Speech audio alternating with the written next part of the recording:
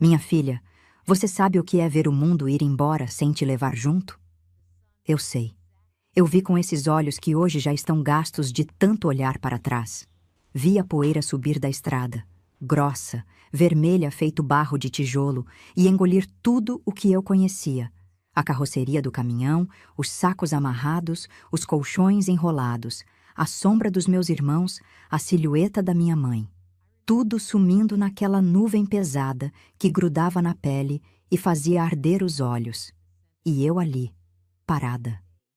Descalça no meio do quintal vazio, com o coração batendo tão forte que parecia que ia rasgar o peito de uma menina que ainda nem entendia direito o que era ser deixada para trás. Meu nome é Zilma.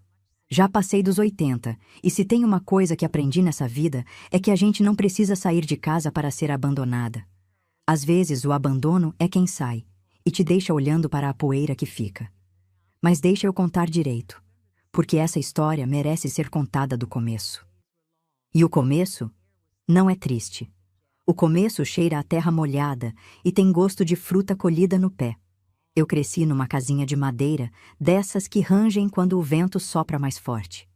Ficava numa propriedade no interior de Minas, perto de uma estradinha de chão batido que levava até a cidade mais próxima. A casa era pequena, 2 quartos, uma cozinha com fogão a lenha e uma varanda onde minha mãe pendurava os panos de prato para secar. No quintal tinha uma parreira de maracujá que cobria a cerca inteira, cheia de flores delicadas que perfumavam o ar quando o vento passava, e um poço d'água coberto com uma tampa de madeira que rangia toda vez que alguém levantava. E você? Você também cresceu numa casa simples, com fogão a lenha e quintal de terra? Conta aqui embaixo como era a sua casa de infância. Minha mãe se chamava Carmen. Era uma mulher miúda, de mãos ásperas e olhar manso. Falava pouco. Sorria menos ainda. Mas quando ela cantava, enquanto mexia a panela no fogão, parecia que o mundo inteiro ficava em paz. Tinha uma voz fininha, quase de menina, que combinava com o jeito dela de andar. Sempre devagar, sempre com cuidado, como se tivesse medo de incomodar o chão. O homem que eu chamava de pai era o Francisco. Todo mundo chamava ele de Chico. Era um homem calado, seco, feito pau de cerca. Trabalhava na roça de sol a sol e chegava em casa com a camisa grudada no corpo de tanto suor. Sentava no banco da varanda, tirava as botinas enlameadas e ficava ali, fitando o nada, como se o cansaço tivesse roubado dele até a vontade de conversar. Eu tinha medo do Chico. Não porque ele batesse, embora às vezes a mão pesasse quando a paciência acabava, mas porque ele me encarava de um jeito diferente do que encarava os outros. Como se eu fosse uma conta que não fechava, um erro de cálculo que ele tinha que engolir todo dia sem reclamar. Tinha também a dona Gilda, mãe do Chico. Essa, sim, era uma mulher de autoridade. Andava pela casa como se fosse dona de tudo, e na prática era, porque a voz dela mandava mais do que qualquer outra. Dona Gilda usava vestido escuro, cabelo preso num coque apertado que puxava a pele do rosto para trás e tinha um jeito de mirar que cortava. Quando ela chegava na cozinha, minha mãe abaixava a vista. Quando ela falava, ninguém contestava. Eu tinha 2 irmãos de criação. O Valdir, que era mais velho e já ajudava na roça com o Chico, e a Roseli, mais nova do que eu, que ainda engatinhava quando essa história começou a tomar forma. Os 2 eram filhos da Carmen com o Chico. Filhos legítimos, como se dizia naquele tempo. E essa diferença, que eu ainda não entendia, era como uma sombra que me seguia sem eu saber de onde vinha. Porque eu não era filha do Chico, mas isso eu só fui entender muito depois. Naquela época, eu era só uma menina que acordava cedo, ajudava a mãe a acender o fogão, buscava água no poço, varria o terreiro e corria atrás das galinhas quando elas fugiam para o mato. A minha vida era feita de coisas pequenas. O cheiro de lenha queimando de manhã, o gosto da goiaba madura que a gente colhia escondida atrás do paiol, o som do rádio velho que tocava música sertaneja à tardinha, o calor do sol entrando pela janela sem cortina. E por mais que o Chico fosse calado e a dona Gilda fosse dura, eu tinha minha mãe. E isso naquele tempo bastava. Carmen era meu porto, meu canto seguro. Quando Dona Gilda reclamava da comida, era minha mãe que refazia sem dizer uma palavra. Quando o Chico chegava irritado da roça, era minha mãe que servia o prato e saía de perto. Ela carregava o peso daquela casa inteira nas costas finas e nunca, nunca reclamava. Eu observava ela e pensava que ser forte era aquilo, aguentar calada. Só que tem uma coisa que eu também notava, mesmo pequena. Quando a gente estava sozinha, só eu e ela, na beira do tanque lavando roupa ou descascando mandioca no quintal, minha mãe me fitava de um jeito diferente. Um jeito que misturava carinho com culpa, como se eu lembrasse ela de alguma coisa que ela queria esquecer. Ela passava a mão no meu cabelo, suspirava fundo e dizia baixinho que eu era forte, que eu era mais forte do que imaginava. E eu não entendia por que ela dizia aquilo. Achava que era só um carinho de mãe. Mas hoje, olhando para trás com esses olhos velhos, eu sei que era um pedido de desculpas antecipado.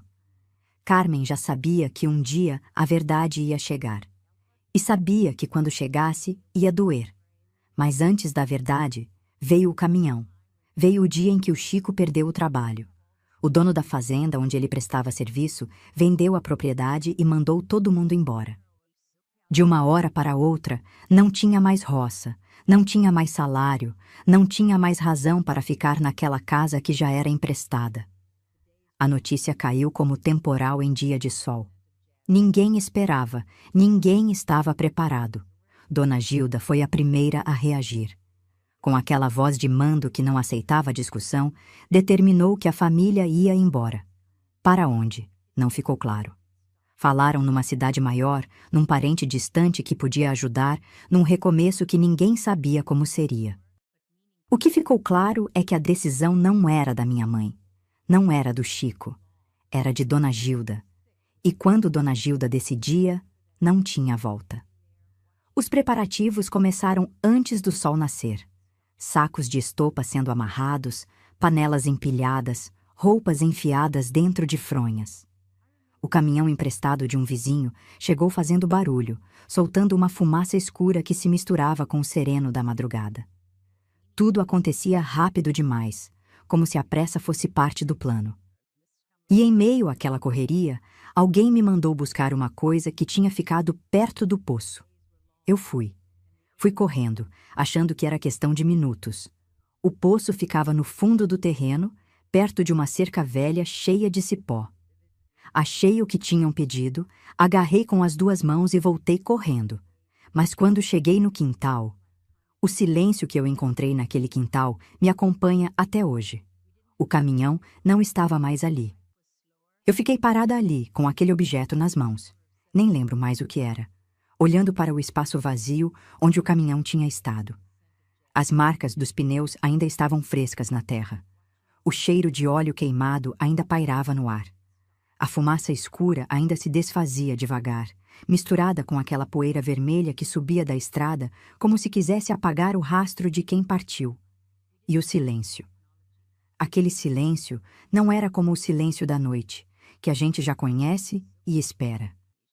Era um silêncio de ausência, um silêncio que gritava.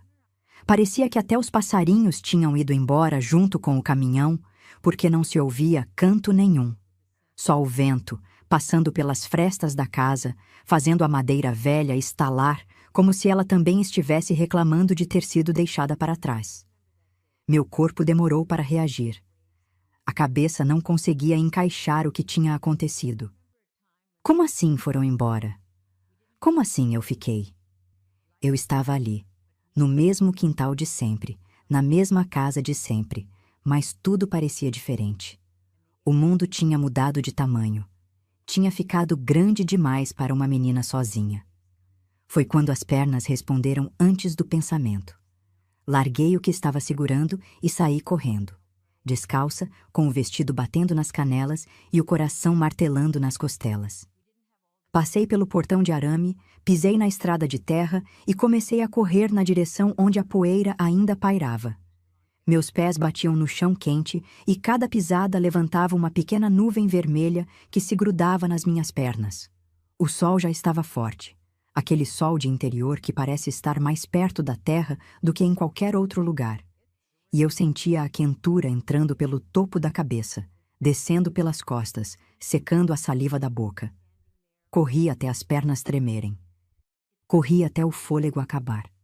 Corri até a estrada fazer uma curva larga e eu não enxergar mais nada além de mato fechado dos dois lados e céu aberto em cima.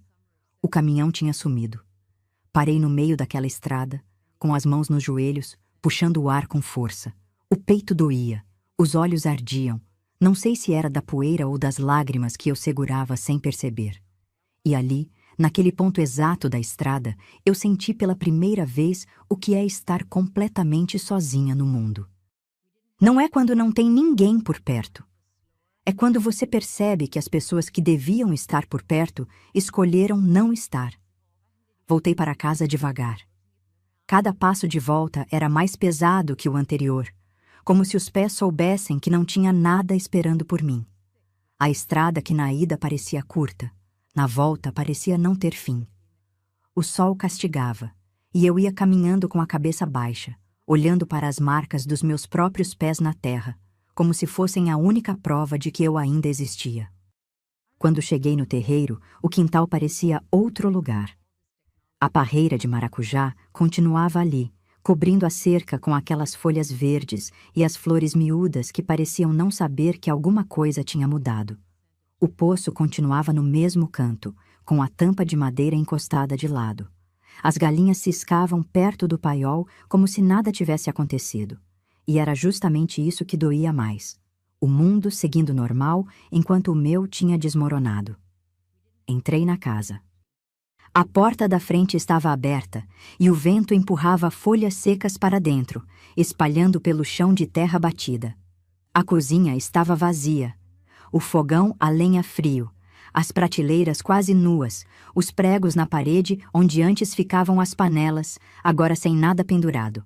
Restava um cheiro antigo de fumaça e gordura, grudado nas paredes escurecidas, como se a memória de todas as refeições que minha mãe preparou ali tivesse ficado presa na madeira. No quarto, quase tudo tinha ido. O colchão do Valdir, o berço improvisado da Roseli, as trouxas de roupa, tudo levado. Mas num canto, encostado na parede, estava o meu colchão. Fino, gasto, com manchas de tempo, mas ali.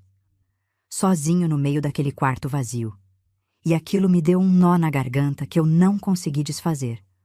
Porque entende, minha filha, se tivessem me esquecido de verdade, teriam levado meu colchão também. Se fosse pressa, se fosse confusão, se fosse erro, alguém teria lembrado de pegar as minhas coisas. Mas o colchão estava ali, deixado de propósito, como se alguém tivesse decidido que eu não precisava ir junto. Sentei naquele colchão e abracei os joelhos. O quarto estava quente e abafado, e eu conseguia ouvir o barulho do meu próprio coração, que ainda batia rápido da corrida. Fiquei ali, sem chorar, sem gritar, sem me mexer. Só olhando para as paredes vazias, tentando entender como uma família inteira cabe dentro de um caminhão e uma menina não.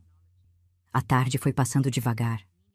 Eu sei que fiquei ali muito tempo, porque quando levantei do colchão, as pernas estavam dormentes e a fome já apertava forte.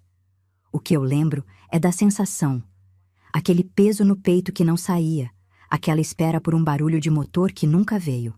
E aos poucos fui percebendo que a noite ia chegar e que ia ser a primeira noite da minha vida inteira, completamente sozinha. Levantei antes de escurecer. Fui até a cozinha procurar alguma coisa para comer. Achei uma batata doce esquecida perto do fogão, já fria e meio enrugada, mas ainda boa. Comi devagar, mordendo aos poucos, tentando fazer durar. Tinha um gosto meio adocicado que se misturava com um gosto amargo que não era da batata. Era de dentro de mim. Olhei para o fogão apagado e pensei em tentar acender, mas nunca tinha feito isso sozinha. Minha mãe sempre acendia o fogão. Sempre. Era a primeira coisa que ela fazia de manhã, antes de lavar o rosto, antes de prender o cabelo, antes de qualquer palavra. Carmen acendia o fogo, e agora, sem ela, o fogão era só um monte de tijolo escuro e cinza fria. Voltei para o quarto com o resto da batata na mão. Deitei no colchão e puxei uma fronha velha que tinha ficado no chão para me cobrir. Não era frio, era mais medo do que frio. Medo do escuro que vinha. Medo dos barulhos que iam aparecer. Medo de fechar os olhos e acordar num mundo onde eu continuasse sozinha. A noite chegou sem pedir licença, e com ela vieram os sons. O ranger da madeira, o vento assobiando nas frestas, o estalar de galhos no quintal. Uma coruja começou a cantar perto do telhado, com aquele canto grave e repetido que parece estar chamando alguém. Os grilos faziam um barulho tão alto que mais parecia uma multidão cochichando. E no meio de tudo isso, de vez em quando, um estalo mais forte que fazia meu corpo inteiro enrijecer debaixo daquela fronha fina.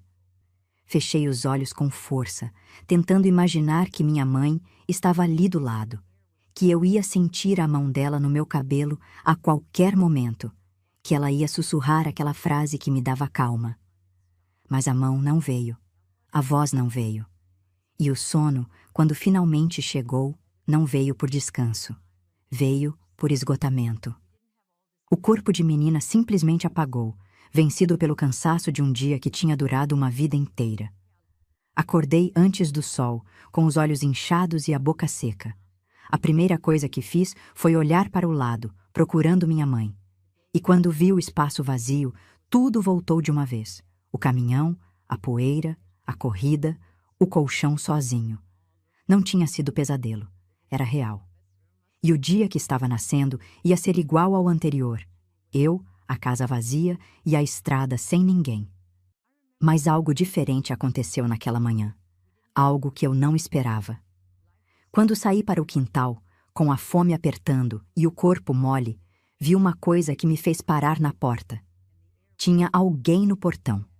Era Dona Nazaré, uma mulher que morava numa propriedade mais adiante, passando o córrego, numa casinha rodeada de bananeira. Dona Nazaré era viúva. Tinha os cabelos brancos puxados para trás e usava sempre um avental de tecido florido amarrado na cintura. A gente não tinha muita convivência, mas minha mãe de vez em quando mandava eu levar um prato de comida para ela nos dias de festa. E Dona Nazaré sempre retribuía com um cacho de banana ou um punhado de amendoim torrado. Ela estava ali, no portão, com a mão apoiada na cerca e o rosto franzido de preocupação.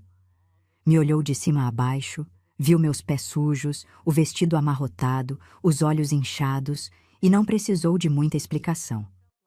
Ela me perguntou onde estava minha mãe, com aquela voz de quem já desconfiava da resposta. Eu abri a boca para responder, mas o que saiu não foi palavra. Foi um choro. Um choro que eu tinha segurado a noite inteira e que agora vinha de uma vez, como água represada que arrebenta a barreira. Chorei com o corpo todo, os ombros tremendo, o peito subindo e descendo, as mãos agarrando o vestido como se precisasse segurar em algo para não cair. Dona Nazaré não disse mais nada. Abriu o portão, caminhou até mim e me puxou para perto. Eu encostei o rosto no avental dela e senti o cheiro de sabão de barra e folha de laranjeira. Um cheiro de cuidado. Ela me disse baixinho para ir com ela que ali não era lugar para a menina ficar sozinha. Me levou pela mão até a casa dela. O caminho era por uma trilha estreita, entre mato alto e pedras soltas, que descia até o córrego e subia do outro lado. Dona Nazaré andava devagar por causa das pernas, e eu ia ao lado dela, calada, com o choro secando e a vergonha tomando o lugar. Vergonha de ter sido deixada. Vergonha de alguém ter visto. Como se a culpa fosse minha, entende? Esse é o pior do abandono. Ele faz a gente acreditar que mereceu. A casa de Dona Nazaré era pequena, mas tinha cheiro de gente. Cheiro de comida feita, de sabonete de alfazema, de roupa lavada secando no arame. Ela me sentou na cozinha, esquentou um caneco de leite com fubá e colocou na minha frente sem perguntar se eu queria. Eu bebi tudo de uma vez. O calor daquele leite descendo pelo corpo foi o primeiro alívio que eu sentia desde que o caminhão tinha partido. Dona Nazaré se sentou na frente e ficou me olhando com aquele olhar de quem já viu muito na vida e aprendeu a não se espantar com nada. Depois de um tempo, ela me contou que tinha visto o caminhão sair cedo no dia anterior e que estranhou porque minha mãe não tinha ido se despedir. Disse que a Carmen sempre avisava quando ia a algum lugar. Eu não soube o que dizer. Fiquei olhando para o fundo do caneco vazio, rodando ele entre as mãos. Murmurei que não sabia por que tinham me deixado. Dona Nazaré respirou fundo. Cruzou as mãos em cima da mesa e ficou em silêncio por um tempo que pareceu longo. Quando falou, falou devagar, escolhendo as palavras como quem escolhe fruta madura sem apertar demais. Disse que tinha assunto naquela família que não era da conta dela falar, mas que de algo ela tinha certeza. Minha mãe me amava. Isso ela tinha visto com os próprios olhos. O resto, ela disse, era questão de gente grande que às vezes não sabia resolver direito o que sentia. Eu não entendi naquele momento. Achei que ela estava falando de dificuldade, de pobreza, de pressa. Mas hoje eu sei que Dona Nazaré sabia. Sabia do segredo que eu ainda não conhecia. Sabia por que o Chico me olhava daquele jeito. Sabia por que Dona Gilda nunca me tratou como tratava o Valdir e a Roseli. Ela sabia de tudo, mas teve a sabedoria de não jogar aquilo em cima de uma menina que já estava no chão. Fiquei na casa de Dona Nazaré por alguns dias. Ela me deu um canto no quarto dela, arrumou um colchonete no chão com um lençol limpo que cheirava a sol e me colocou para ajudar nas tarefas da casa como se eu fosse visita nenhuma, como se eu fosse da família. De manhã, eu ajudava a alimentar as galinhas e colher os ovos. De tarde, sentava na varanda enquanto ela descascava abóbora ou remendava a roupa, e a gente ficava ali, em silêncio, ouvindo o barulho do córrego passando e o canto dos bem-te-vis. Dona Nazaré não me perguntava muita coisa. Não forçava a conversa, mas de vez em quando soltava uma frase que ficava girando na minha cabeça. Dizia que família de verdade não era só quem tinha o mesmo sangue, era quem escolhia ficar quando todo mundo ia embora. E eu guardava aquilo sem entender direito, como se fosse uma semente plantada em terra que ainda não estava pronta para germinar. No terceiro dia, Dona Nazaré mandou o neto dela, um rapazinho que trabalhava na cidade, ir até o povoado mais próximo perguntar se alguém sabia para onde a família do Chico tinha ido. O rapaz voltou no fim da tarde com uma informação vaga. Alguém tinha visto o caminhão pegando a estrada que levava para o lado de uma cidadezinha no sul de Minas, onde parecia que Dona Gilda tinha um parente distante. Dona Nazaré ouviu tudo calada, agradeceu o neto e depois olhou para mim com uma expressão que eu nunca esqueci. Era um misto de pena e raiva. Pena de mim, raiva de quem tinha feito aquilo. Me disse firme que minha mãe ia voltar, que conhecia a Carmen e que aquela mulher podia ter medo de muita coisa, mas de perder filho ela tinha mais medo ainda. E sabe que ela estava certa? No quinto dia, quando eu já estava começando a achar que ia morar com Dona Nazaré para sempre, ouvi um barulho na trilha que descia para o córrego. Era barulho de passo apressado, de galho quebrando, de alguém que vinha com pressa e sem cuidado com o caminho. Eu estava sentada na varanda, descascando espiga de milho, quando vi uma figura aparecer no alto da subida. Magra, com o vestido sujo de poeira, o cabelo desfeito e os olhos vermelhos de quem chorou a estrada inteira. Era minha mãe. Carmen veio andando rápido, quase tropeçando nas pedras, e quando me viu sentada ali, parou.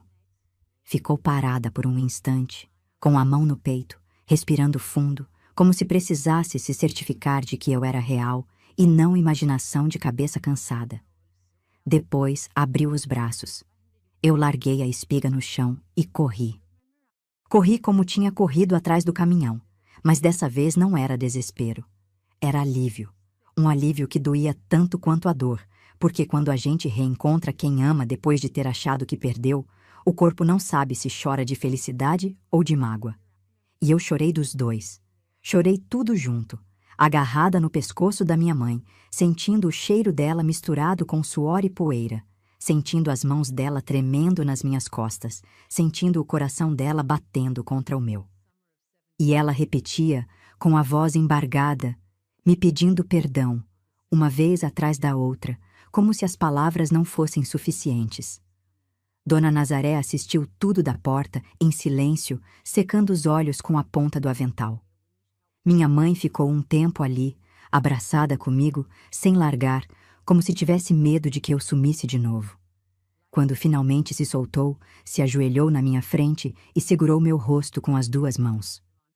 Os olhos dela estavam inchados, os lábios rachados, e tinha uma marca roxa no pulso que ela tentou esconder puxando a manga do vestido. Me disse que tinha vindo me buscar e que ninguém ia impedir ela de me levar. Foi ali que eu entendi, mesmo sem saber os detalhes, que minha mãe tinha brigado para vir me encontrar. Que alguém, ou mais de alguém, tinha tentado impedir. E que pela primeira vez na vida, Carmen tinha enfrentado o medo e desobedecido. Mas o que eu não sabia ainda era o preço que ela ia pagar por ter voltado. Dona Nazaré nos deu de comer antes de sairmos. Preparou um prato de angu com ovo frito e colocou na frente da minha mãe, sem perguntar nada. Carmen comeu devagar, com as mãos tremendo, e eu ficava olhando para ela tentando entender o que tinha acontecido nos dias em que estivemos separadas. O rosto dela estava diferente. Não era só cansaço, era algo mais fundo, como se alguma coisa dentro dela tivesse quebrado e ela estivesse tentando manter os pedaços no lugar. Antes de sairmos, Dona Nazaré puxou minha mãe para o canto da varanda e as duas conversaram em voz baixa. Eu não ouvi o que disseram, mas vi o rosto de Dona Nazaré endurecer e os olhos da minha mãe encherem de lágrima outra vez. Dona Nazaré segurou a mão dela com força e balançou a cabeça, como quem diz que não concorda, mas sabe que não pode impedir. Depois, Dona Nazaré se virou para mim, passou a mão no meu rosto e me olhou de um jeito que eu nunca esqueci. Era o olhar de quem queria dizer muita coisa, mas sabia que não era a hora. Eu senti que ela estava se despedindo de mim com pena, como se soubesse que o caminho que eu ia percorrer dali em diante não seria fácil. E não foi. Minha mãe e eu caminhamos por horas. Ela não me contou para onde estávamos indo e eu não perguntei. Ia ao lado dela, segurando a mão quente e calosa que de vez em quando apertava a minha, como se tivesse medo de me perder de novo. O caminho era longo, passava por estradas de terra, atalhos de mato e beiras de cerca. O sol castigava e a poeira grossa subia a cada passo, grudando no suor e na pele. Em algum momento, paramos debaixo de uma mangueira para descansar. Minha mãe se encostou no tronco, fechou os olhos e ficou ali, respirando fundo, com o peito subindo e descendo devagar. Eu olhei para ela e notei coisas que antes não tinha reparado. A manga do vestido estava rasgada na costura. Os pés dentro das sandálias estavam inchados e cheios de bolha. E aquela marca roxa no pulso, que ela tinha tentado esconder mais cedo, agora estava mais visível, porque a manga tinha subido. Eu quis perguntar quem tinha feito aquilo. Quis perguntar o que tinham dito para ela, o que tinham feito quando ela decidiu voltar para me buscar. Mas alguma coisa dentro de mim sabia que a resposta ia doer mais do que a dúvida. Então fiquei calada, sentada ao lado dela, ouvindo o barulho das cigarras e o canto de um sabiá escondido entre as folhas. Chegamos no fim da tarde, numa casa que eu não conhecia. Era maior do que a nossa antiga, de tijolo cru, com um terreiro largo e um curral nos fundos. Tinha cheiro de esterco e capim cortado, e umas galinhas d'Angola andavam soltas pelo quintal, fazendo aquele barulho estridente que parece reclamação. Era a casa do tal parente de Dona Gilda, um primo ou coisa parecida, que tinha oferecido abrigo temporário para a família. Quando entramos pelo portão, o Chico estava sentado num toco de madeira perto do curral, descascando um pedaço de pau com um canivete. Ele levantou os olhos e nos viu. Eu e minha mãe, de mãos dadas, sujas de poeira, exaustas. Não disse uma palavra. Não se levantou. Não fez gesto nenhum. Só ficou ali, com o canivete parado no ar, olhando para nós como se fôssemos duas estranhas que tivessem aparecido sem ser convidadas. Dona Gilda apareceu na porta da cozinha. Quando viu minha mãe comigo, o rosto dela se fechou de um jeito que eu senti no corpo. como uma lufada de vento frio em dia quente. Ela não gritou, não reclamou, não fez escândalo. Foi pior do que isso. Ela simplesmente virou as costas e entrou, como se a gente não existisse. E aquele desprezo silencioso era mais cortante do que qualquer palavra. Minha mãe apertou minha mão com mais força e me levou para dentro. A casa tinha um corredor estreito que dava em 2 quartos e uma cozinha grande nos fundos. O Valdir e a Roseli estavam num dos quartos. O Valdir sentado no chão brincando com umas pedrinhas e a Roseli dormindo numa rede improvisada. Quando me viu, Valdir abriu um sorriso. Ele era menino bom, o Valdir. Nunca me tratou diferente. Para ele, eu era irmã. E pronto. Mas a recepção do Valdir foi a única que teve calor naquela casa. Nos dias que se seguiram, fui entendendo aos poucos o tamanho do problema que minha mãe tinha criado ao voltar para me buscar. Dona Gilda não dirigia a palavra para Carmen. Passava por ela na cozinha como se ela fosse transparente. Quando precisava de alguma coisa, falava com o Chico ou com o Valdir, nunca com minha mãe. E o Chico, que antes era calado por natureza, agora era calado por raiva. Eu percebia pela forma como ele mastigava a comida, com força, com pressa, como se estivesse engolindo junto com o feijão toda a irritação que não saía pela boca. E comigo era ainda pior. Dona Gilda me tratava como se eu fosse um peso a mais numa casa que já estava apertada. Quando eu sentava para comer, ela olhava para o meu prato como se cada colherada fosse uma ofensa. Quando eu tentava ajudar na cozinha, ela me empurrava para o lado com o cotovelo, sem falar nada, mas com uma força que dizia tudo. Eu fui aprendendo a ficar pequena, a ocupar o menor espaço possível, a comer rápido, a andar sem fazer barulho, a não pedir nada para ninguém. Minha mãe via tudo aquilo e sofria calada. Eu percebia porque à noite, quando a casa ficava em silêncio e todo mundo dormia, eu ouvia ela chorando baixinho na rede ao lado. Um choro contido, abafado na mão, que ela tentava engolir para ninguém escutar. Mas eu escutava. E cada soluço dela era como se alguém estivesse apertando o meu peito por dentro. Uma noite, eu não aguentei. Me levantei do meu canto no chão e fui até a rede dela. Encostei minha mão na mão dela, no escuro, sem dizer nada. Ela parou de chorar por um instante, apertou meus dedos e ficamos ali, no silêncio, segurando uma na outra como se fosse a única coisa que impedia a gente de se perder de vez. Naquela casa, eu aprendi uma coisa que carrego até hoje. Tem gente que machuca sem levantar a mão.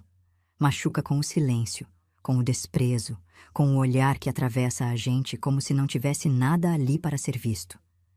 E esse tipo de dor não deixa marca roxa no corpo, deixa marca por dentro, num lugar que ninguém vê, mas que a gente sente toda vez que alguém olha para a gente como se a gente não tivesse valor. E o pior ainda estava por vir. Porque foi naquela casa, poucas semanas depois da nossa chegada, que eu descobri a verdade. A verdade sobre quem eu era, sobre por que o Chico me olhava daquele jeito, sobre por que Dona Gilda me tratava como se eu fosse um espinho cravado na família dela. E essa verdade não veio pela boca de ninguém que me amava. Veio da pior forma possível. Aconteceu num domingo. Eu lembro que era domingo porque o primo de Dona Gilda tinha recebido visita. Um casal de outra cidade, gente que eu nunca tinha visto, que chegou de carroça no começo da tarde trazendo um saco de farinha e uma lata de banha como presente. Tinha aquele clima de dia sem trabalho, com o almoço se arrastando pela tarde e as conversas ficando mais compridas à medida que os copos de garapa iam sendo enchidos de novo. Eu estava no quintal, perto do tanque de lavar roupa, esfregando umas peças que Dona Gilda tinha mandado eu lavar. Minha mãe tinha ido buscar água no poço e o Valdir brincava com um cachorro vira-lata que vivia solto pela propriedade. A Roseli dormia num cesto de palha, na sombra da varanda, com um pano cobrindo o rosto para espantar as moscas. As visitas estavam sentadas na varanda com o primo e Dona Gilda. Eu ouvia o barulho da conversa de longe. Risadas, comentários sobre colheita, histórias de parentes que eu não conhecia. Era uma conversa de gente grande, dessas que não tem nada a ver com menina. Eu lavava a roupa e não prestava atenção. Até que o meu nome apareceu no meio da conversa. Não sei como o assunto chegou ali. Não sei o que perguntaram ou o que disseram antes. O que eu sei é que, de repente, ouvi a voz de Dona Gilda, mais alta do que o resto, num tom que não era de quem conta uma história. Era de quem cospe uma verdade que guardou tempo demais. Ela falou para aquelas pessoas que eu não era filha do Chico. Falou que minha mãe tinha tido envolvimento com o filho do fazendeiro, onde o Chico trabalhava antes, e que eu era resultado desse envolvimento. Falou que o Chico tinha aceitado criar a menina por causa da Carmen, mas que aquilo era uma vergonha que a família carregava sem merecer. Falou que minha mãe era fraca e que tinha sujado o nome do filho dela. E falou tudo isso com a naturalidade de quem comenta sobre o tempo ou sobre o preço do milho. Como se eu não fosse gente, como se eu não tivesse ouvidos. Eu larguei a roupa dentro do tanque e fiquei parada, com as mãos molhadas, pingando no chão de terra. O corpo inteiro gelou, mesmo debaixo daquele sol quente. Parecia que alguém tinha arrancado o chão debaixo dos meus pés e eu estava caindo num buraco que não tinha fundo. As palavras de Dona Gilda ficavam ecoando dentro da minha cabeça, se repetindo, se misturando, fazendo um barulho que tapava todos os outros sons do mundo. Eu não era filha do Chico. Minha mãe tinha se envolvido com outro homem. Eu era a vergonha da família. Cada pedaço daquela verdade foi se encaixando como peça de um quebra-cabeça que eu não sabia que existia. O jeito diferente do Chico comigo agora fazia sentido. O tratamento de Dona Gilda agora fazia sentido. O colchão deixado para trás agora fazia sentido. Tudo, absolutamente tudo, que eu tinha vivido até ali ganhava uma explicação que eu não queria aceitar, mas que se impunha com a força de uma porta batendo na cara. A mulher que estava de visita soltou uma exclamação baixa, daquelas que misturam espanto com fofoca, e eu senti os olhos dela me encontrar do outro lado do quintal. Ela me encarou como se eu fosse uma curiosidade, uma coisa estranha que merecia ser examinada. E o marido dela virou o rosto, incomodado, como quem sabe que acabou de presenciar algo que não devia. Dona Gilda nem percebeu que eu tinha ouvido. Ou percebeu e não se importou. Meu corpo se moveu sozinho. Larguei o tanque, passei pela lateral da casa e fui andando para longe, sem rumo, sem pensar, sem sentir as pedras machucando meus pés descalços. Passei pelo curral, passei pela cerca de arame, entrei num pasto aberto onde o capim alto batia na minha cintura. E ali, no meio daquele pasto, longe de todo mundo, eu desabei. Caí de joelhos no chão e chorei. Mas não foi um choro de menina fazendo manha. Foi um choro que vinha de um lugar tão fundo que eu não sabia que existia dentro de mim. Um choro que sacudia o corpo inteiro, que arrancava o ar dos pulmões, que fazia a garganta doer como se eu tivesse engolido espinho. Chorei pela vergonha, chorei pela raiva, chorei por cada vez que o Chico me encarou como se eu fosse um estorvo e eu não entendia por quê. Chorei pela minha mãe, que carregou aquele segredo sozinha, sabe Deus, por quanto tempo. E chorei por mim, por aquela menina que até aquele momento achava que era igual a todo mundo e de repente descobriu que era a peça que não encaixava. Não sei quanto tempo fiquei ali. Sei que quando levantei, o sol já estava descendo e o céu tinha aquela cor de laranja queimada que aparece antes do escurecer. Voltei para a casa devagar, com o rosto inchado e os olhos ardendo. Quando cheguei perto do terreiro, vi minha mãe parada na porta dos fundos, me procurando com a vista. Quando me viu, o rosto dela se desfez. Ela entendeu na hora. Entendeu pelo meu jeito de andar, pelo meu rosto destruído, pelo silêncio pesado que eu carregava comigo. Carmen veio até mim e tentou me abraçar, mas eu dei um passo para trás. Foi a primeira vez na vida que eu recusei o abraço da minha mãe. E sabe, até hoje me dói lembrar disso, porque eu vi o rosto dela se partir naquele instante. Vi a dor atravessar a expressão dela como um corte. Mas naquele momento eu não conseguia separar as coisas. A minha mãe era a mulher que me amava, sim, mas também era a mulher que tinha guardado de mim a verdade sobre quem eu era. E essa mistura de amor com traição é uma das coisas mais difíceis que uma pessoa pode sentir. Entrei na casa e fui direto para o canto onde eu dormia. Deitei de costas para o mundo e fiquei ali, encolhida, ouvindo os barulhos da casa seguir normais, panela no fogão, conversa abafada, passos no corredor. Como se nada tivesse mudado, como se o mundo de uma menina não tivesse acabado de ruir ali, naquele quintal, entre roupas no tanque e palavras jogadas sem cuidado. Naquela noite, minha mãe veio até o meu canto. Sentou no chão ao meu lado e ficou ali, em silêncio, sem tentar me tocar. Eu sentia a presença dela, o calor do corpo dela perto do meu, o cheiro de fumaça de lenha que sempre ficava grudado no cabelo dela. E depois de muito tempo em silêncio, ela começou a falar. Baixinho, quase sussurrando, como quem reza. Ela me contou que quando era moça, trabalhava na fazenda grande onde o Chico era empregado, que o filho do fazendeiro, um rapaz chamado Roberto, tinha se interessado por ela, que ela era jovem, ingênua e sozinha, e que o que aconteceu entre os dois não foi por maldade, mas por solidão. Que quando descobriu que estava esperando um filho, Roberto sumiu. A família dele mandou ele embora para estudar numa cidade distante e nunca mais deu satisfação. E que o Chico, que já gostava dela naquela época, aceitou ficar ao lado dela e criar a menina como se fosse dele. Mas o preço dessa aceitação, ela me disse, foi alto. O Chico nunca perdoou de verdade, e Dona Gilda nunca deixou esquecer. Minha mãe me contou tudo aquilo com a voz trêmula e os olhos marejados, e eu fiquei ali, deitada, escutando sem encarar ela. Quando ela terminou, ficamos as duas em silêncio. Um silêncio que não era de raiva nem de perdão, era de exaustão.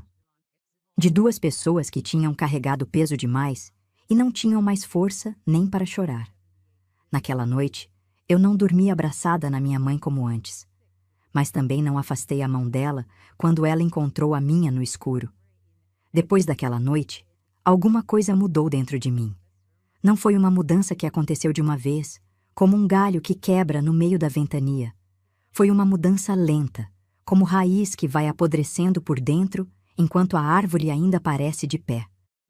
Por fora, eu continuava a mesma menina. Lavava roupa, varria terreiro, ajudava na cozinha. Mas por dentro, eu tinha começado a construir uma parede. Uma parede que separava o que eu sentia do que eu mostrava. E quanto mais os dias passavam, mais grossa essa parede ficava.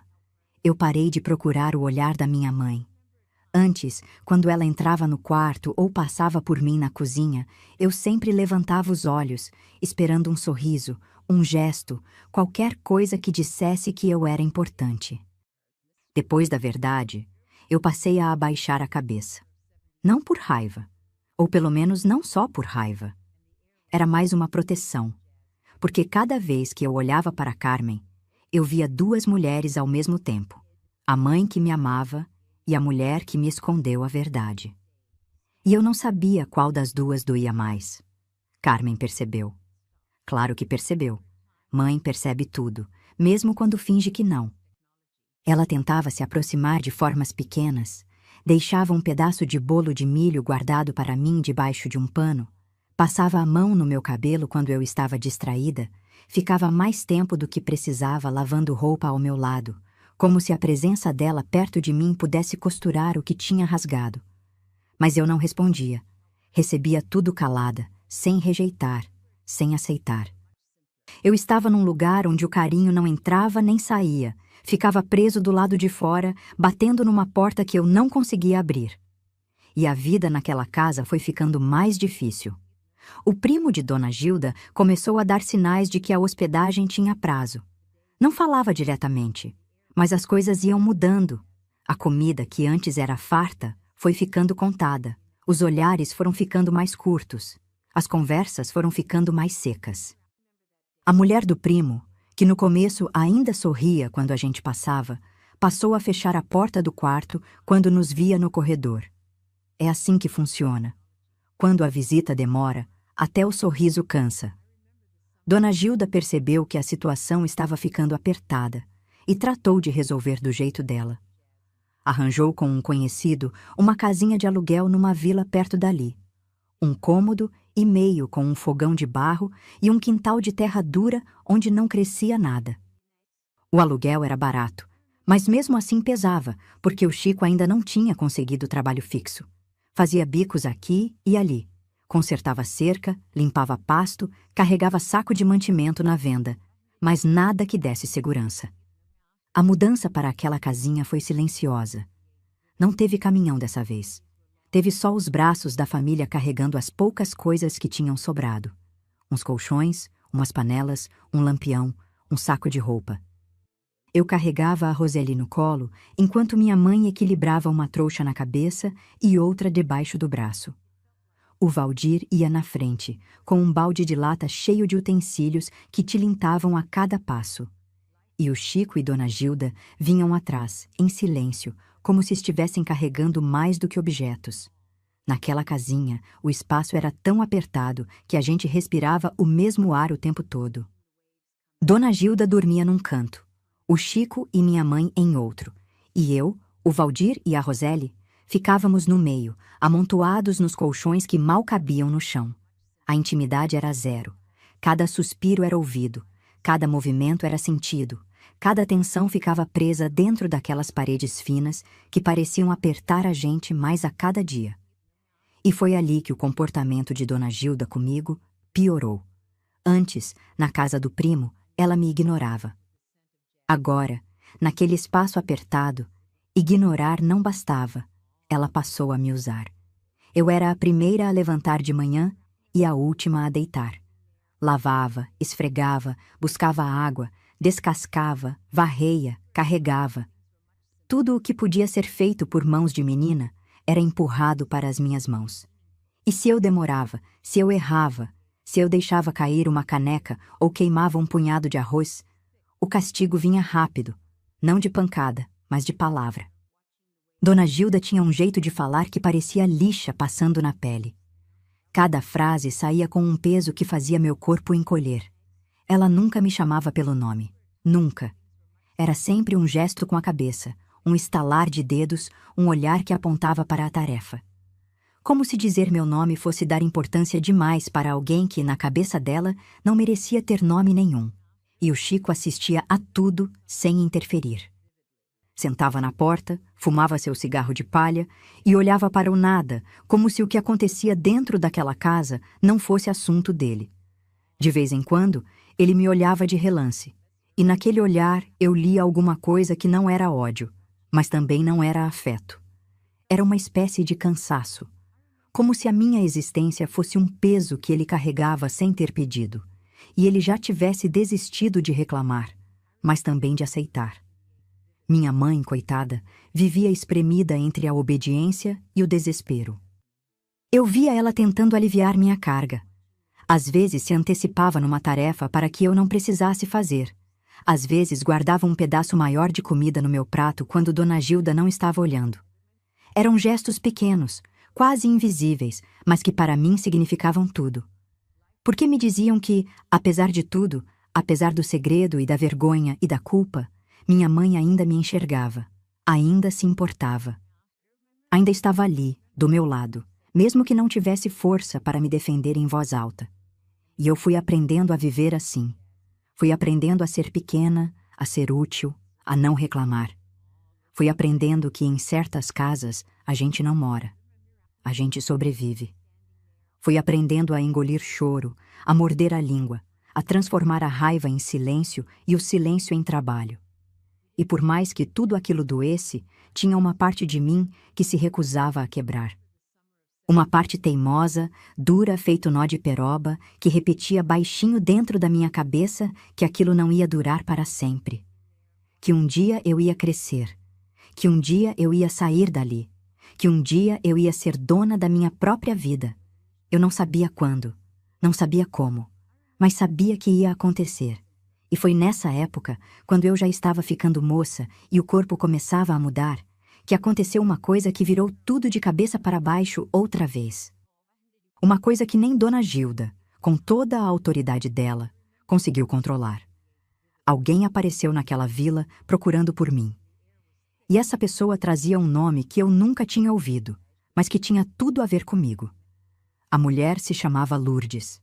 Eu soube disso depois, porque naquele dia eu não soube de quase nada na hora em que as coisas aconteceram. Soube aos pedaços, como a gente sabe das coisas quando é nova demais para estar no meio da conversa, mas velha demais para não perceber que alguma coisa está errada. Lourdes tinha trabalhado na fazenda grande onde minha mãe viveu antes de eu nascer. Era empregada da cozinha, dessas que ficam anos no mesmo lugar e acabam sabendo de tudo o que acontece dentro da casa dos patrões. Mulher discreta, de fala mansa e mãos grossas de tanto trabalho, que carregava no rosto as marcas de uma vida inteira servindo gente que nunca a enxergou direito. Ela apareceu numa tarde de meio de semana. Eu estava no quintal, estendendo roupa no arame, quando vi uma figura desconhecida parada do lado de fora da cerca, olhando para a casinha como se estivesse conferindo se era ali mesmo. Usava um vestido de chita desbotado, um lenço amarrado na cabeça e carregava uma sacola de pano pendurada no braço. Ficou ali parada por um tempo, hesitando, como quem sabe que o que vai fazer pode causar confusão, mas não consegue voltar sem fazer. Minha mãe estava dentro de casa. Eu ia chamar ela, mas antes que eu me mexesse, Carmen apareceu na porta, como se tivesse pressentido. Quando viu a mulher na cerca, minha mãe parou. Ficou branca. As mãos que seguravam um pano de prato apertaram o tecido com tanta força que os nós dos dedos saltaram. Ela conhecia aquela mulher. Carmen saiu devagar, passou por mim sem me olhar e foi até a cerca. As duas ficaram frente a frente por um instante, em silêncio, e depois minha mãe fez um gesto com a cabeça, indicando a lateral da casa, longe de onde eu estava.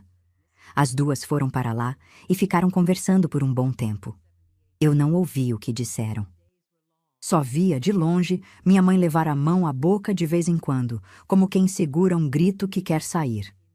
E vi Lourdes tirar algo de dentro da sacola de pano e entregar para Carmen. Quando Lourdes foi embora, minha mãe voltou para dentro da casa com os olhos vermelhos e um embrulho pequeno nas mãos. Escondeu debaixo do colchão antes que eu pudesse ver o que era. Passou o resto da tarde calada, fazendo as coisas da casa no automático, mexendo panela sem olhar o que cozinhava, varrendo o mesmo canto 3 vezes seguidas, parando no meio do corredor como se tivesse esquecido para onde estava indo. Naquela noite, eu esperei todo mundo dormir. Quando a casa ficou em silêncio, o ronco do Chico, a respiração pesada de Dona Gilda, o ressonar miúdo da Roseli, eu me arrastei devagar até o colchão da minha mãe. Carmen não estava dormindo. Eu sabia porque a respiração dela era diferente. Rápida demais, irregular, como quem está deitada mas com a cabeça longe. Eu me deitei ao lado dela, bem perto, e fiquei ali no escuro. Depois de um tempo, senti que ela se mexeu.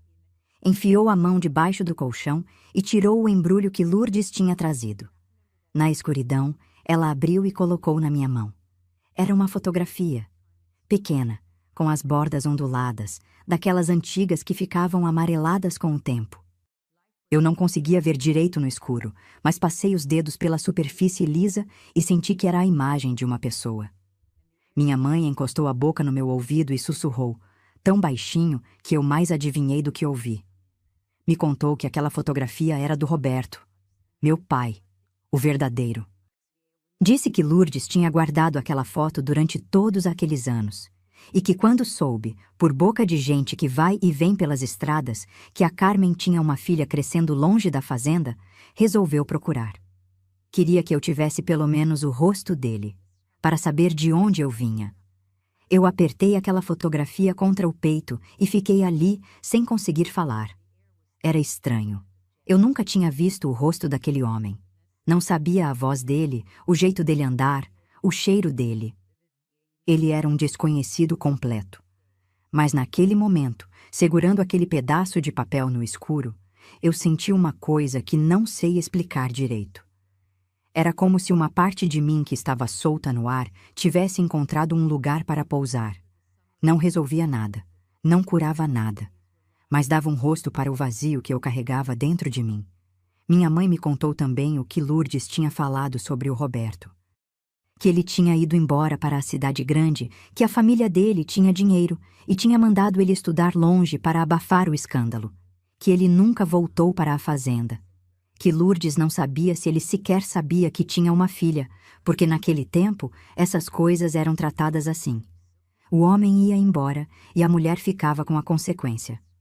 E a consequência era eu. Guardei a fotografia comigo. Escondi dentro da fronha do meu travesseiro, dobrada em 4, protegida como se fosse a coisa mais valiosa que eu tinha. E era.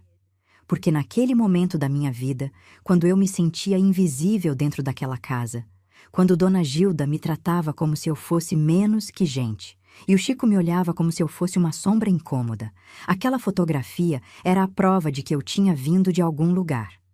De que alguém, em algum momento, tinha existido e eu era parte dele. Não era muito. Mas para uma menina que se sentia sem raiz, era o suficiente para não se perder de vez.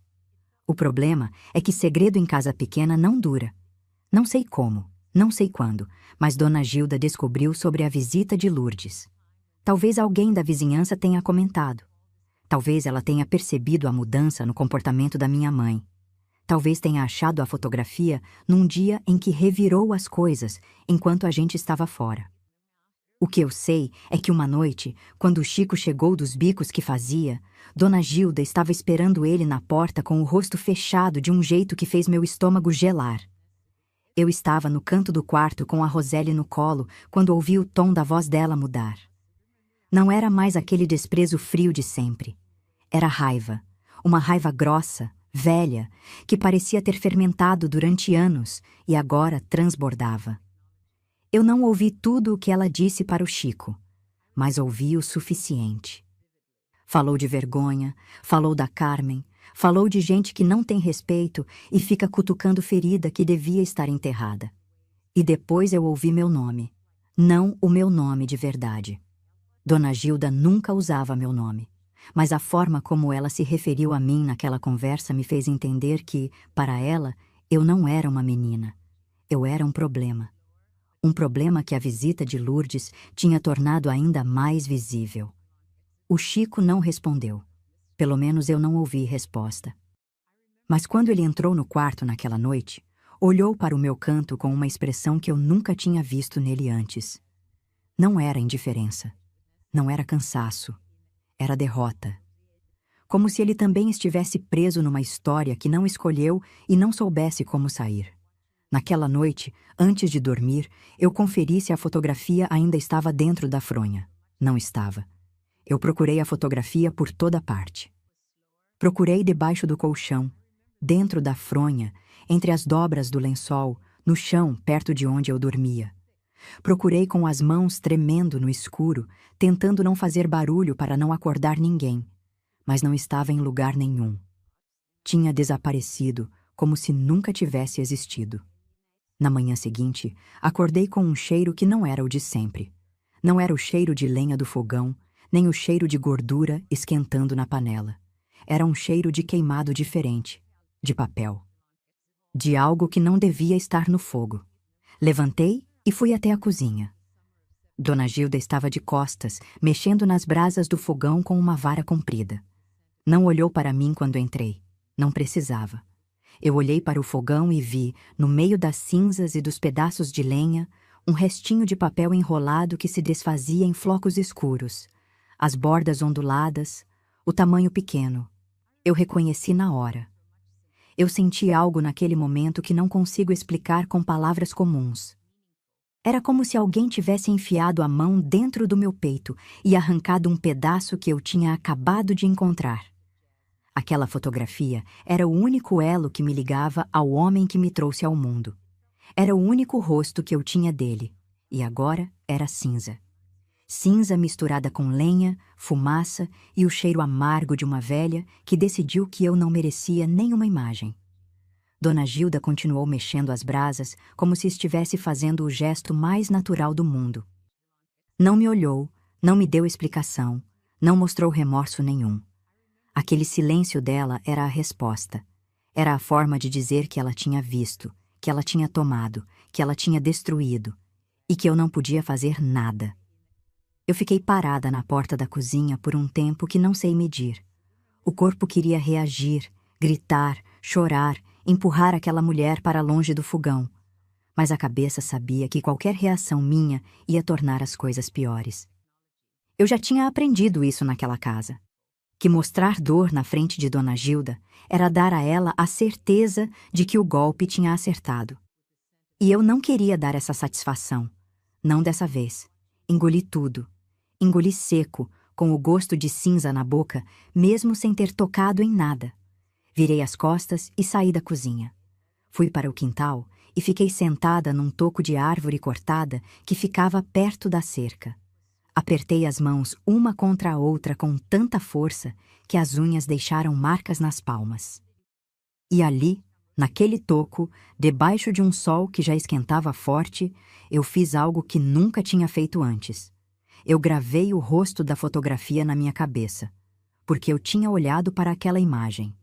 Tinha olhado no dia anterior, de manhã cedo, quando um fio de claridade entrou pela fresta da janela e eu aproveitei para tirar a foto da fronha e ver direito. Era um rapaz moço, de cabelo liso penteado para o lado, com um sorriso de canto de boca e olhos que pareciam ter um brilho quieto. Não era parecido comigo, ou pelo menos eu não consegui ver parecença naquele momento, mas era dele que eu vinha, e isso bastava. Dona Gilda podia ter queimado o papel, mas não podia queimar o que eu tinha guardado dentro de mim. Os dias que se seguiram foram os mais pesados daquela temporada. Dona Gilda parecia ter encontrado uma energia nova para me fazer sentir que eu não pertencia àquela família. As tarefas aumentaram, os olhares ficaram mais afiados. E surgiu um comportamento novo que antes ela não fazia. Ela começou a me comparar com os outros na frente de todo mundo. Quando o Valdir fazia algo certo, ela elogiava alto, olhando para mim de canto, como se quisesse deixar claro que ele era o neto de verdade e eu era diferente. Quando a Roseli, que já estava maiorzinha, fazia graça ou dava risada, Dona Gilda pegava ela no colo e fazia festa. E olhava para mim como se dissesse que aquele carinho era só para quem tinha direito. E o Chico seguia calado, sempre calado. Minha mãe ia se apagando. É a única forma que eu consigo descrever. Carmen ia ficando menor dentro daquela casa, mais curvada, mais silenciosa, mais obediente. Fazia tudo o que Dona Gilda mandava sem questionar. Levantava antes de todo mundo, deitava depois de todo mundo, cozinhava, lavava, passava, costurava e no fim do dia se encolhia no canto do colchão como um bicho que aprendeu que o único lugar seguro é o canto mais escuro da toca. Eu tentei falar com ela algumas vezes. Tentei dizer que a gente não precisava viver daquele jeito, que podia existir outro caminho, que eu estava disposta a trabalhar, a fazer o que fosse preciso para que a gente saísse dali. Mas minha mãe só balançava a cabeça e apertava minha mão, como quem diz que entende, mas não consegue se mexer. Ela estava presa. Não presa com corrente e cadeado, presa por dentro. Presa pelo medo, pela culpa, pela dependência, por uma vida inteira de obediência que tinha matado nela a capacidade de imaginar que as coisas podiam ser diferentes. E sabe o que é pior? Eu aconselhava, eu insistia, eu pedia. Mas nada adiantava. Carmen tinha escolhido aquela vida, ou pelo menos tinha aceitado ela como a única possível. E eu, mesmo sendo menina ainda, já entendia que a gente não salva quem não quer ser salva. A gente só pode ficar por perto e torcer para que um dia a pessoa encontre em si mesma a coragem que a gente enxerga nela de fora. E eu te pergunto, você já tentou aconselhar sua mãe a sair de uma situação difícil, mas ela insistiu em ficar? Essa dor de ver quem a gente ama escolher o sofrimento é das piores, né? Se você já viveu isso, me conta aqui, porque essa história também é sua. Foi nessa época que uma decisão começou a nascer dentro de mim. Não foi uma decisão que veio pronta, de uma vez. Foi uma decisão que foi crescendo aos poucos, como planta que nasce na fresta do muro, sem terra boa, sem água certa, mas com uma teimosia que não aceita morrer. Eu ia embora. Não agora. Não ainda. Eu era nova demais. Não tinha para onde ir. Não conhecia ninguém fora dali. mas eu ia embora. Um dia, quando minhas pernas fossem fortes o bastante para aguentar o caminho e meus braços fossem firmes o bastante para sustentar minha própria vida, eu ia sair daquela casa, daquela vila, daquela história que me tratava como sobra. E foi essa decisão, essa sementinha de teimosia plantada no meio da dor, que me manteve de pé nos anos que vieram depois. Porque ainda faltava muito chão para percorrer, ainda faltava muito peso para carregar. Ainda faltava crescer, apanhar da vida, tropeçar e levantar mais vezes do que eu gostaria de lembrar. Mas a decisão estava tomada, e dela ninguém ia me tirar. Os anos foram passando, e eu fui crescendo dentro daquela casa como se cresce dentro de um sapato apertado, sempre com dor, sempre com pressa de sair. O corpo foi mudando, as feições de menina foram dando lugar a um rosto de moça, e com isso veio uma coisa que eu não esperava. As pessoas começaram a me olhar. Não da forma como Dona Gilda me olhava, com desprezo, nem como o Chico, com incômodo. As pessoas de fora me olhavam com interesse, com curiosidade, e alguns rapazes da vila já faziam questão de passar pela nossa cerca mais vezes do que o necessário. E isso piorou tudo, porque Dona Gilda viu naquilo a confirmação de tudo o que ela pensava sobre mim. Na cabeça dela, eu estava seguindo o mesmo caminho da minha mãe, e ela fazia questão de deixar isso claro. Cada vez que eu saía para buscar alguma coisa na venda ou ia lavar roupa no córrego, ela soltava comentários para o Chico que eu fingia não ouvir. Insinuava que eu estava me exibindo, que eu queria chamar atenção, que era sangue puxando sangue. Palavras que entravam pelos ouvidos e desciam rasgando por dentro, deixando um rastro de vergonha que eu levava comigo o dia inteiro. Teve uma tarde que foi a pior de todas. Uma vizinha veio visitar Dona Gilda, mulher bisbilhoteira, dessas que aparecem com um prato de doce, mas o que querem mesmo é levar fofoca. As duas sentaram na varanda e ficaram conversando enquanto eu varria o terreiro. A vizinha me olhou, olhou para Dona Gilda e fez um comentário sobre como eu estava ficando bonita, que logo logo ia ter casamento na família. Dona Gilda respondeu em voz alta, sem se importar que eu estivesse ali. Disse que casamento era para a moça de família, e que no caso de certas pessoas, o destino já estava escrito antes de nascer. Disse que filha de relação errada não tem base para construir coisa certa. A vizinha ficou sem jeito. Eu fiquei sem chão. Larguei a vassoura no meio do terreiro e saí andando. Não corri, não chorei, não gritei. Saí andando com uma calma que não era calma de verdade. Era a calma de quem já encheu tanto o copo que não cabe mais uma gota. Fui até o córrego que passava atrás da propriedade e sentei na margem, com os pés dentro da água fria, sentindo as pedrinhas lisas debaixo dos dedos. A água passava carregando folhas, galhos, pedacinhos de mato, e eu ficava ali, desejando ser leve como aquelas coisas que a correnteza levava sem esforço. Fiquei ali até o sol começar a descer. E quando voltei, tinha uma coisa diferente no meu olhar. Eu sei porque minha mãe percebeu. Quando entrei na cozinha, Carmen me olhou e eu vi no rosto dela que ela reconheceu aquela expressão. Era a mesma expressão que ela tinha quando tomou a decisão de voltar para me buscar naquele dia do caminhão. A expressão de quem decidiu alguma coisa e não vai voltar atrás. A partir daquele dia, eu comecei a me preparar.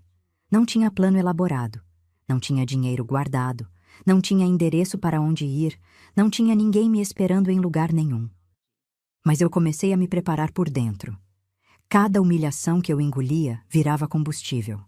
Cada olhar de desprezo virava lembrete. Cada palavra de Dona Gilda virava mais um motivo para eu não desistir daquela decisão que tinha nascido dentro de mim ainda menina. Eu comecei a trabalhar fora.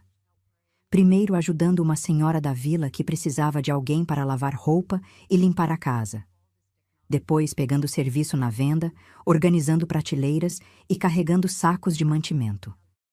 O que me pagavam era pouco. Às vezes nem era dinheiro, era 1 quilo de arroz, um pedaço de sabão, um corte de tecido. Mas eu guardava tudo.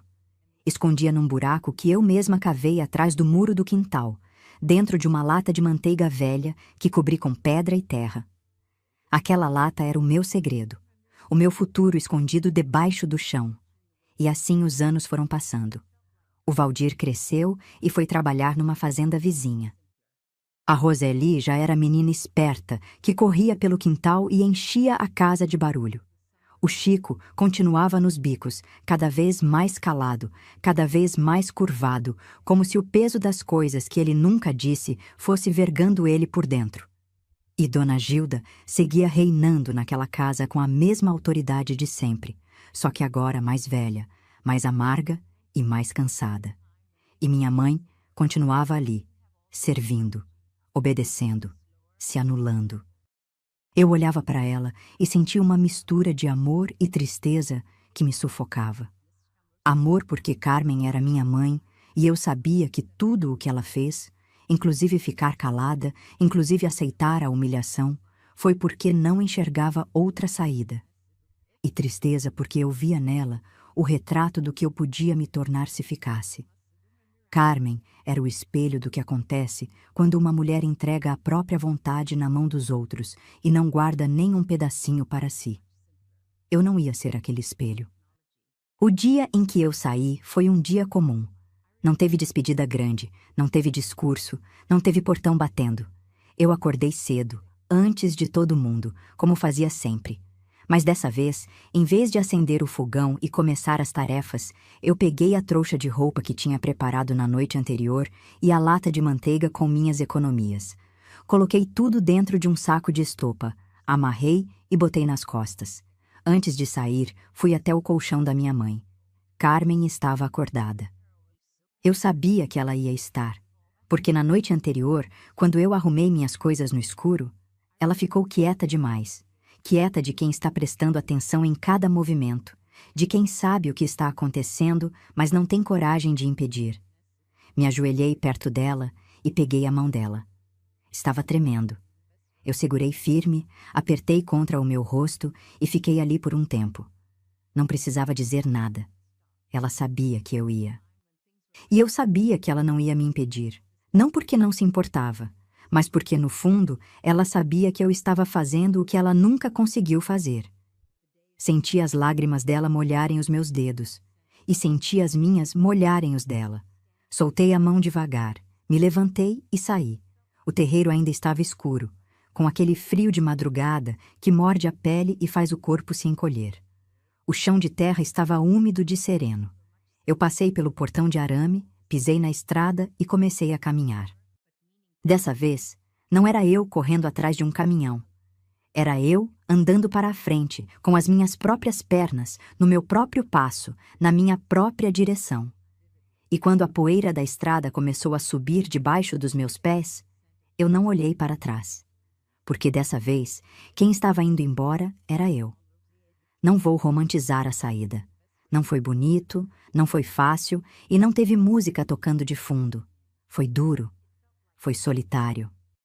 E por muitas noites, eu deitei em cantos emprestados, me perguntando se tinha feito a coisa certa ou se tinha cometido o maior erro da minha vida.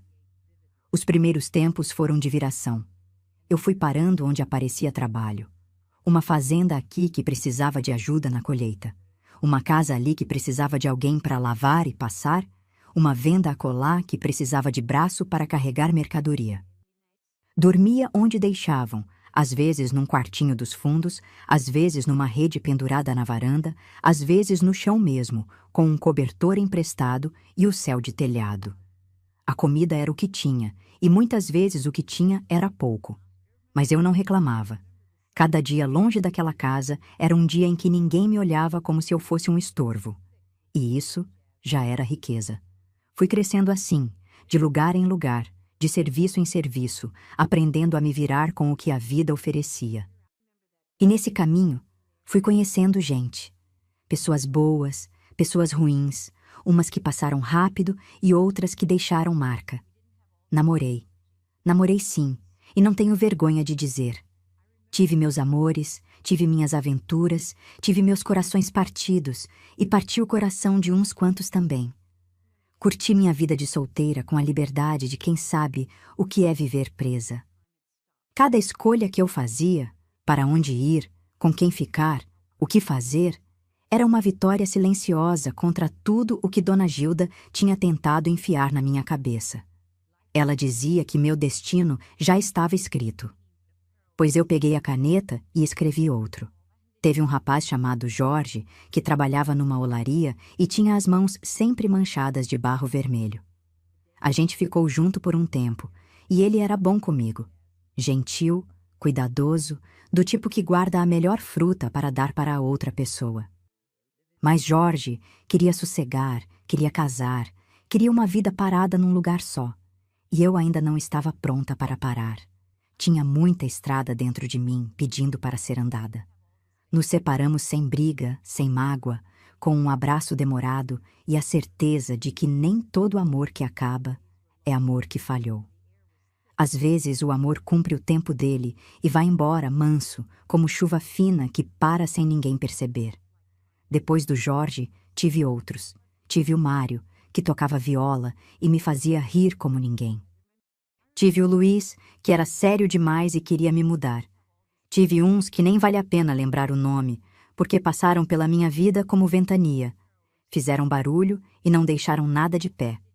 Mas cada um me ensinou alguma coisa. Cada um me mostrou um pedaço de mim que eu ainda não conhecia. E no meio desses encontros e desencontros, eu fui me descobrindo. Fui entendendo o que eu queria, o que eu aceitava e o que eu nunca mais ia permitir que fizessem comigo. E nesse tempo todo, eu estudei. Não foi no tempo certo, não foi da forma certa, não foi como as outras meninas que iam para uma escola de manhã com caderno debaixo do braço e laço no cabelo. Eu comecei tarde. Já era moça feita quando sentei pela primeira vez numa sala de aula, rodeada de pessoas mais novas que olhavam para mim com estranheza. Tinha vergonha? Tinha. Tinha medo de não conseguir? Tinha. Mas eu lembrava da minha mãe, que nunca teve a chance de aprender a ler e escrever o próprio nome, e aquela lembrança me empurrava para frente como mão firme nas costas. Aprendi a ler com uma professora chamada Dona Lúcia, uma mulher paciente que usava óculos grossos e tinha o costume de bater o lápis na mesa quando alguém errava a leitura. Ela não tinha pena de ninguém, mas também não deixava ninguém desistir. Quando eu travava numa palavra difícil, ela ficava ali, esperando, sem pressa, até eu conseguir. E quando eu conseguia, ela dava um sorriso de canto que valia mais do que qualquer elogio falado. A primeira vez que eu li uma frase inteira sozinha, eu chorei. Chorei ali mesmo, na frente de todo mundo, sem vergonha. Porque ler era mais do que juntar letras. Era provar para mim mesma que eu não era o que Dona Gilda disse que eu era, que eu podia aprender, que eu podia crescer, que a minha história não estava escrita por ninguém além de mim. E foi nessa época que São Paulo apareceu na minha vida. Eu ouvia falar da cidade grande o tempo todo, nas conversas da venda, nas histórias dos viajantes que passavam pela estrada, nas cartas que chegavam de parentes que tinham ido tentar a sorte. São Paulo era o lugar onde tudo acontecia, onde tinha trabalho, onde a vida era diferente. Para quem vivia no interior, São Paulo era quase um mito, um lugar tão grande e tão distante que parecia inventado. Mas para mim, São Paulo era uma possibilidade concreta. Tinha uma moça que eu conheci no serviço, a Terezinha, que tinha uma tia morando num bairro da Zona Leste e que estava planejando ir para lá. Terezinha me convidou para ir junto. Disse que a tia dela podia dar abrigo no começo e que lá tinha trabalho sobrando para quem não tinha medo de pegar pesado. Eu não pensei duas vezes. Juntei minhas economias, coloquei minha vida dentro de uma mala de papelão amarrada com barbante e embarquei num ônibus que levava mais de um dia para chegar. A estrada era longa, cheia de curva e de poeira. Aquela poeira que me seguia para todo lado, como se fosse parte de mim. Sentei na janela e fiquei olhando a paisagem mudar devagar. O verde do interior foi dando lugar ao cinza do asfalto. As casas espalhadas foram virando prédios amontoados. O silêncio do campo foi sendo engolido pelo barulho dos motores.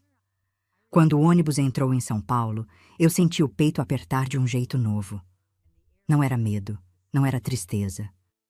Era uma mistura de espanto com expectativa, como quando a pessoa abre uma porta sem saber o que tem do outro lado, mas sabe que não pode continuar parada no corredor.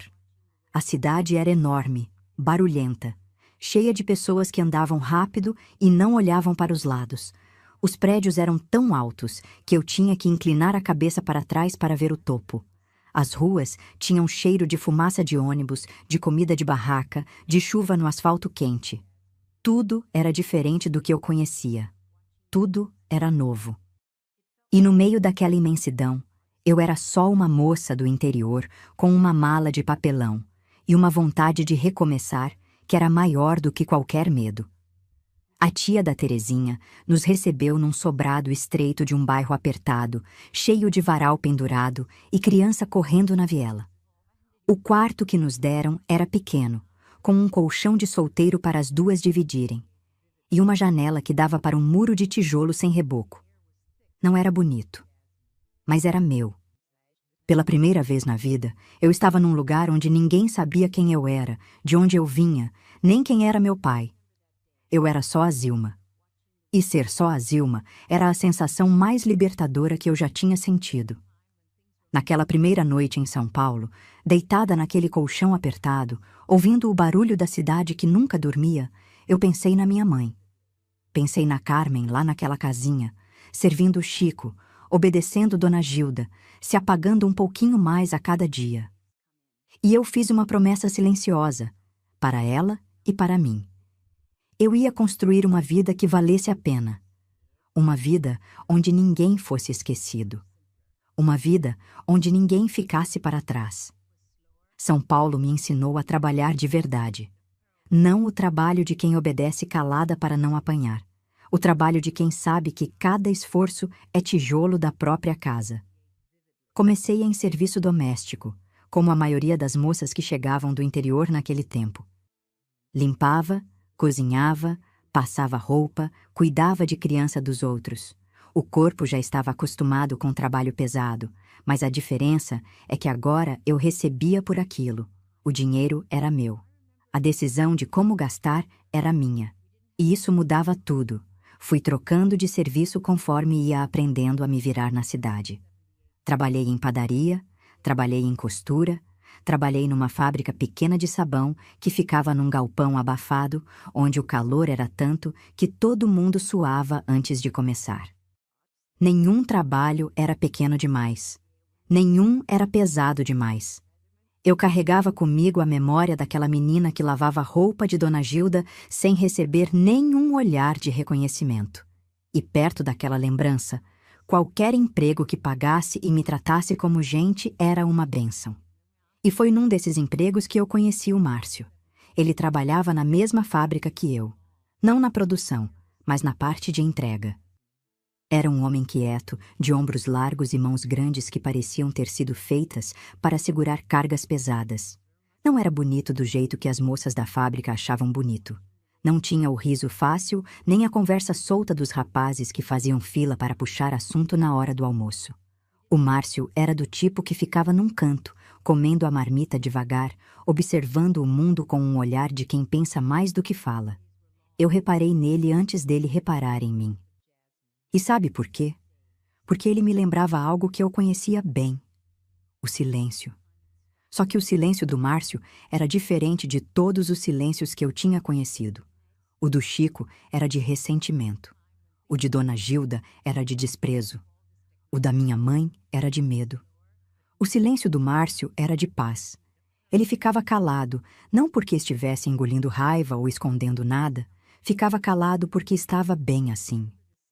E eu, que tinha passado a vida inteira tentando decifrar silêncios perigosos, reconheci na hora que aquele era um silêncio seguro. Nós fomos nos aproximando devagar. Sem pressa, sem promessa, sem jogo. Ele começou a esperar por mim na saída da fábrica, e nós caminhávamos juntos até o ponto de ônibus sem falar muito. Depois passou a guardar um pedaço do doce da marmita dele para me dar. Depois, começou a sentar mais perto na hora do almoço. Eram gestos pequenos, quase invisíveis para quem via de fora. Mas para mim, que tinha aprendido a ler o mundo pelos detalhes, cada gesto daquele era enorme. Uma noite, voltando do serviço, nós paramos num banco de praça para descansar as pernas. O Márcio ficou olhando para a rua movimentada, para os faróis dos carros passando, para o reflexo das luzes nos poços de chuva que tinham ficado na calçada. E de repente, sem me olhar, ele começou a contar sobre a vida dele. Me contou que tinha vindo do interior do Paraná, que o pai dele era lavrador e a mãe costureira, que tinha saído de casa cedo para trabalhar e que mandava dinheiro para os pais todo mês sem falta. Me contou que nunca tinha faltado com a palavra dada e que o único desejo que ele tinha na vida era construir algo que fosse dele. Uma casa, uma família, um lugar onde as pessoas se sentissem seguras. Quando ele terminou de falar, ficou calado de novo, como se tivesse esgotado o estoque de palavras do mês inteiro. E eu fiquei ali, sentada ao lado dele, sentindo algo que eu nunca tinha sentido com nenhum dos homens que passaram pela minha vida antes. Não era paixão daquelas que faz o coração disparar e a cabeça girar. Era um sentimento mais quieto, mais fundo, mais firme. Era confiança. Pela primeira vez, eu estava ao lado de alguém e não precisava ficar alerta. Não precisava adivinhar intenções, não precisava me proteger. Com o Márcio, eu podia só ser. Nós casamos sem festa grande. Foi numa cerimônia simples, com a Terezinha de testemunha e uns poucos conhecidos da fábrica. Eu usei um vestido de tecido creme que comprei numa loja de bairro e que era a roupa mais bonita que eu tinha vestido na vida. O Márcio estava de camisa engomada e calça nova, com o cabelo penteado para trás e uma expressão no rosto que eu nunca vi igual. Era a cara de um homem que sabia exatamente o que estava fazendo e estava em paz com isso. Não teve lua de mel, não teve anel caro, não teve nada do que as pessoas acham que é preciso para um casamento dar certo. Mas teve algo que vale mais do que tudo isso junto. Teve respeito. Desde o primeiro dia de casados, o Márcio me tratou como igual. Não como serva, não como enfeite, não como alguém que devia obediência. Como igual. A opinião dele valia, mas a minha também. A vontade dele contava, mas a minha também. E quando nós discordávamos, porque casamento bom também tem discordância, nós resolvíamos conversando, sem grito, sem mudez de castigo, sem punição disfarçada de indiferença. Eu olhava para o Márcio e pensava na minha mãe. Pensava em como teria sido a vida da Carmen se ela tivesse encontrado um homem assim. Um homem que não fizesse dela um fantasma dentro da própria casa. Um homem que enxergasse ela como pessoa e não como dívida. E essa comparação me doía, porque eu sabia que minha mãe merecia o mesmo que eu estava recebendo. Mas a vida não deu para ela essa chance. Ou talvez tenha dado, e ela não conseguiu enxergar. Depois de um tempo de casados, eu decidi que queria ser mãe. E eu digo, decidi, minha filha, porque foi uma decisão consciente. Não foi acidente, não foi descuido, não foi pressão de ninguém. Eu escolhi. Escolhi trazer uma vida ao mundo porque eu finalmente estava num lugar, por dentro e por fora, onde eu podia cuidar de alguém sem me destruir no processo. Quando meu filho nasceu, eu segurei ele nos braços e fiz uma promessa que era mais do que promessa de mãe. Era a promessa de quem sabia o que acontece quando uma pessoa é abandonada. Prometi que aquele menino nunca ia conhecer o silêncio de um quintal vazio. Nunca ia correr atrás de ninguém numa estrada de poeira. Nunca ia dormir sozinho se perguntando por que ficou para trás. O Paulo, porque é assim que ele se chama, cresceu sabendo que era amado. Cresceu com pai presente, com mãe presente, com mesa posta e porta aberta.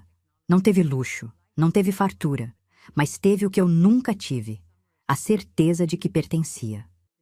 E eu, cada vez que olhava para ele dormindo no berço, pensava naquela menina descalça no quintal vazio, olhando para a poeira que subia da estrada, e dizia para ela, baixinho, dentro de mim, a gente conseguiu, mas faltava algo. Algo que eu vinha adiando fazia tempo, que pesava no meu peito como pedra que se carrega sem perceber. Eu precisava voltar. Precisava ver minha mãe. Precisava olhar nos olhos de Carmen e dizer, sem palavras, só com a presença, que a filha dela tinha sobrevivido. E foi o que eu fiz. Voltei com o Paulo pequeno no colo, o Márcio ao meu lado e uma mala que pesava menos do que aquele saco de estopa que eu carreguei nas costas quando saí. A estrada era a mesma, chão batido, mato dos lados, poeira subindo a cada passo, mas eu era outra. A menina descalça que correu atrás do caminhão agora voltava de sapato firme no pé, com filho no braço e marido do lado. E a poeira que subia não me fazia mais arder os olhos. Ou talvez fizesse, mas eu já tinha aprendido que nem toda ardência é de poeira. Às vezes é de emoção guardada que finalmente encontra a saída. A casinha ainda estava ali, menor do que eu lembrava, mais torta, mais gasta. O reboco estava descascando em pedaços grandes, o telhado tinha umas telhas fora do lugar e o quintal estava tomado de mato alto que ninguém tinha cuidado de capinar. O portão de arame estava preso com um pedaço de arame torcido, e quando eu abri, fez aquele rangido que me trouxe de volta para dentro da memória, como se eu tivesse tropeçado num buraco no tempo. Minha mãe apareceu na porta. Minha filha, eu precisei de um instante para reconhecer a Carmen. Ela estava tão mudada que parecia ter vivido o dobro dos anos que tinham passado. O cabelo estava todo branco, ralo, preso num coque frouxo que mal segurava. O rosto tinha sulcos fundos, como estrada de terra depois de muita chuva. As mãos, aquelas mãos que eu lembrava fortes, que acendiam fogão e torciam roupa pesada, agora tremiam apoiadas no batente da porta, finas como galho seco. Ela estava curvada, encolhida, como se o peso de todos aqueles anos de obediência tivesse vergado o corpo dela até quase dobrar. Mas os olhos eram os mesmos. Aquela expressão mansa, quieta, que misturava ternura com uma tristeza antiga que nunca ia embora. Quando ela me viu, a vista dela se embaçou tão rápido que parecia que tinha estado cheia a vida inteira, só esperando o momento certo para transbordar. Eu caminhei até ela devagar. Cada passo parecia carregar o peso de todos os anos que ficaram entre nós. Os anos de silêncio, de distância, de cartas que eu mandava e que não sabia se chegavam, de saudade que apertava o peito nas noites mais quietas. Quando cheguei perto, coloquei o Paulo nos braços dela sem dizer nada. E Carmen segurou meu filho com aquelas mãos trêmulas, olhou para o rosto dele e depois olhou para mim. E naquela expressão eu li tudo o que ela nunca ia conseguir colocar em palavras: gratidão, alívio, orgulho, culpa, amor, tudo misturado num silêncio que dizia mais do que qualquer conversa. O Chico estava sentado num canto da varanda, mais velho, mais magro, mais encurvado. O cabelo tinha embranquecido e os ombros tinham caído, como se o corpo inteiro tivesse desistido de se manter ereto. Ele ergueu a cabeça quando eu entrei e fez um aceno curto com a cabeça. Não era cumprimento, não era pedido de desculpa, não era carinho, era um reconhecimento. Como se ele estivesse dizendo que eu tinha voltado e que ele não tinha nada a dizer sobre isso. O Chico nunca teve nada a dizer, e naquela altura eu já tinha feito as pazes com esse silêncio. Ele era quem era. Eu não ia mudar isso, nem precisava mais. Dona Gilda já não estava ali. Tinha partido fazia tempo, levada pela idade e por uma doença que foi consumindo ela devagar. Quando soube, eu não senti alegria. Não senti alívio. Senti um vazio estranho, como quando a gente carrega um peso nas costas por tanto tempo que quando tira, o corpo estranha e não sabe como ficar. Dona Gilda foi cruel comigo, sim. Me feriu de formas que eu carrego até hoje. Mas eu entendo agora, com esses olhos velhos que já viram muita coisa, que ela também era uma mulher presa. Presa no orgulho, na rigidez, numa ideia de família que não aceitava mancha nenhuma. Ela me puniu a vida inteira por um pecado que não era meu. Mas a cadeia que ela usou para me prender era a mesma que prendia ela. Eu perdoei Dona Gilda. Não por ela. Por mim. Porque carregar rancor é como carregar brasa no bolso achando que vai queimar o outro. Só queima a gente. Fiquei uns dias na casa da minha mãe. Cozinhei para ela, lavei a roupa dela, sentei com ela na varanda enquanto o Paulo engatinhava pelo terreiro, levantando poeira com as mãozinhas gordas. O Márcio consertou umas telhas, arrumou o portão e capinou o quintal sem ninguém pedir. Ele fazia essas coisas assim. Via o que precisava ser feito e fazia, sem alarde, sem esperar agradecimento. Minha mãe olhava para o Márcio com uma admiração quieta, e eu sabia o que ela estava pensando. Estava pensando na vida que ela poderia ter tido se tivesse encontrado um homem assim. Ou se tivesse tido a coragem de sair quando ainda dava tempo. Eu quis dizer para ela que ainda dava tempo, que ela podia vir comigo para São Paulo, que eu cuidava dela, que ela não precisava mais viver assim. Mas eu já sabia a resposta. Carmen tinha escolhido aquela vida. Não por felicidade, por costume, por medo. Por uma resignação tão antiga que já tinha virado parte dela, como cicatriz que se confunde com a pele. Eu aconselhei. Aconselhei muitas vezes, naquela visita e nas que vieram depois, mas nada adiantava. Carmen ouvia, apertava minha mão, balançava a cabeça e continuava ali. E eu fui aprendendo que amar alguém também é aceitar as escolhas que essa pessoa faz, mesmo quando a gente sabe que ela merecia mais.